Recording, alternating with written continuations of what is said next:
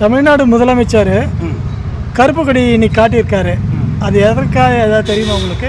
Sir, காலையில் நம்முடைய தமிழகத்துடைய முதலமைச்சர் திரு ஸ்டாலின் அவர்கள் தன்னுடைய வீட்டு முன்னாடி நின்று கருப்பு கொடி, கருப்பு சட்டை, கருப்பு எல்லாம் போட்டுட்டு அந்த நம்முடைய பாராளுமன்றத்தில் கடந்த 30 ஆண்டுகளுக்கு மேலாக இந்த ஆண்டு கொண்டிருந்த காங்கிரஸ் ஆட்சி இந்த மகளிருக்கான 33 இடஒதுக்கீடை தரமாட்டேன்னே கடந்த 30 ஆண்டுகளாக பிரச்சனை பண்ணுறாங்க. நம்முடைய பாரத பிரதமர் திரு நரேந்திர மோடி இப்போ தான் அதற்கு மகளிருக்கு 33 இடஒதுக்கீடு அனௌன்ஸ் பண்ணிருக்கிறாரு. அதை இம்ப்ளிமெண்ட் பண்ணுறதுக்காக இந்தியாவில் இருக்கின்ற 544 பாராளுமன்றத்தை 850 பாராளுமன்ற உறுப்பினராக உயர்த்துறாரு. அதில் தமிழ்நாட்டில் இப்போ 39 இருக்குது, அது 59 மாறுது. 39 59 20 பாராளுமன்றம் கூடுது.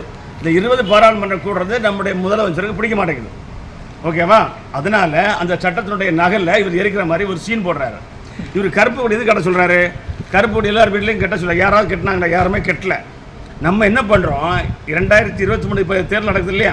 இந்த தேர்தல் ஏப்ரல் மாதம் வருகிற 23ஆம் தேதி தேர்தலில் அவர் கருப்பு கொடி காட்டுறாரு இல்லையா? நம்ம அந்த கருப்பு மைய இருக்கு பார்த்தீங்களா? நம்ம கரில் இந்த கருப்பு மையால் இந்த திராவிட முன்னேற்ற கழக இந்திய கூட்டணியை வீட்டுக்கு அனுப்புவோம். ஓகேங்களா? இவங்க ஆட்சி இருக்கும்போது தலைவலி இவங்க ஒழிஞ்சு போட தமிழ்நாட்டை விட்டு இந்த கருப்பு மையால் இந்த திராவிட முன்னேற்ற கழகத்தை நம்ம விரட்டுவோம், வீட்டுக்கு அனுப்புவோம். சார், 39 தொகுதி 59 தொகுதியாக மாறுது இல்லையா? 59 வரும்போது இப்போ வரைங்க 6 சட்டமன்றத்துக்கு ஒரு பாராளுமன்றம். இது வந்து இப்போ 4 சட்டமன்றத்துக்கு, அது 3 சட்டமன்றத்துக்கு ஒரு பாராளுமன்ற உறுப்பினர் வரும்போது அந்த பாராளுமன்ற உறுப்பினர் அந்த 3 சட்டமன்றத்துக்கு போய் மக்களுடைய குறைகளை கேட்டு அதை நிவர்த்தி பண்ணி திட்டங்களை புதுசாக உருவாக்கலாம். அந்த தொகுதி மேம்படும். அந்த தொகுதி மேம்படும், மக்கள் வளர்ச்சி அடைவாங்க, மக்களுடைய வளர்ச்சி ஏற்படும், அந்த தொகுதி முன்னேறும். இதை நம்முடைய முதலமைச்சர் வந்து எதிர்க்கிறாரு. என்ன இல்லை நியாயம்? தமிழக மக்கள் உண்மையை உணர்ந்து இந்த முத்துவேல் கருணாநிதி ஸ்டாலினை வீட்டுக்கு அனுப்பணும். 23ஆம் தேதி நீங்கள் இந்த கருப்பு மையால் அவர் கருப்பு கொடி காட்ட சொல்கிறார் இல்லையா? கருப்பு கொடி காட்டுறாரு இல்லையா? அந்த திமுக காரங்க, திமுக எம்எல்ஏ, திமுக மந்திரி எல்லாமே எல்லாம் கருப்பு கொடி காட்டுறாங்க. நம்ம அந்த கருப்பு மையால் திராவிட முன்னேற்ற கழக கூட்டணியை, இந்து கூட்டணியை வீட்டுக்கு அனுப்பணும் ஒரு சமரம் சார். பாராளுமன்றத்தில் டிஆர் பாலு அவர் ஏதோ சொல்லியிருந்தாரு.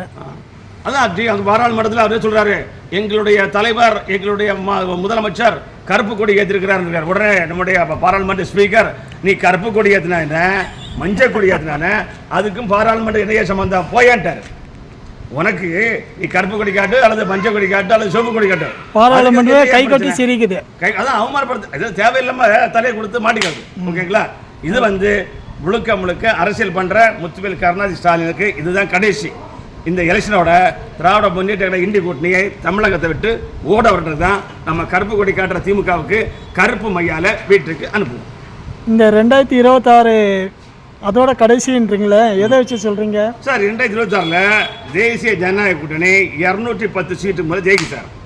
சென்னையிலேயே 16 சட்டமன்றத்தில் குறைந்தபட்சம் 15 சட்டமன்றத்தை நம்முடைய தேசிய ஜனநாயக கூட்டணி ஜெயிக்க போகுது. வேளச்சேரி ஜெயிக்க போகிறாங்க, ராயபுரம் ஜெயிக்க போகிறாங்க, மயிலாப்பூர் ஜெயிக்க போகிறாங்க, அந்த பொற்கொடி ஆம்ஸ்டாங் ஜெயிக்க போகிறாங்க, நம்முடைய ஸ்ரீநகர் சத்யா ஜெயிக்க போகிறாரு. இப்படி கிட்டத்தட்ட ஒரு 15 சட்டமன்றத்தில் தேசிய ஜனநாயகம் ஜெயிக்கும் போது, திராவிட முன்னேற்ற கழகம் சென்னையிலே 15 ஜெயிக்கும் போது இவங்களை எப்படி ஜெயிக்க முடியும்? இந்தியா தமிழகத்தில் இருக்கின்ற அத்தனை தொகுதியிலையும் திராவிட முன்னேற்ற கழகம் ஓசோட்டா போது தூங்க போகிறாங்க. இப்போ கருத்தணி வந்துச்சு பாருங்க, 10% முன்னப்ப ஆயாச்சு. 33% திமுக கூட்டணியும் 43% அதிமுக கூட்டணியும் இப்பவுமே கருத்துக்கள் வந்தாச்சு. மக்களுடைய கள நிலவரமே அண்ணா திராவிட முன்னேற்ற கழகம் தேசிய ஜனநாயக கூட்டணி அடுத்த ஆட்சி அமைக்க போது ஸ்டாலின் எதிர்கட்சி தலைவர் ஆகுவாரா என்பதே கேள்விக்குறியா இருக்கிறது.